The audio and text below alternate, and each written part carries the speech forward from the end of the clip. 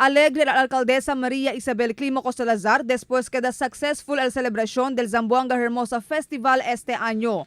Durante su mensaje na main program del fiesta que conduce na Paseo del Mar ayer, yarin di ele gracias con todo el que niya ayuda hace posible con el celebración. Maski kay ulan durante el street dance ayer, mucho siempre el que niya participa na programa que ta culmina con el celebración del Hermosa Festival.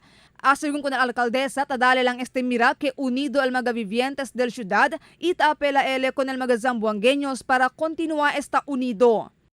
Narindi kami gracias con todo con ustedes, especialmente con todo di aton mga konkursante, mga bata, mga di aton mga partisipante. Kay maski kay puerte ulang takilang syempre kita, Muslim, Kristiyano, Lumad, unido por amor a Nuestra Señora la Virgen del Pilar.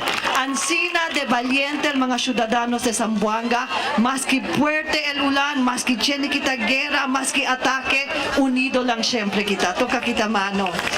Y recogniza también la alcaldesa con el esfuerzo de diferentes mga law enforcement agencies que niya trabaja mucho para asegurar que tranquilo el celebración.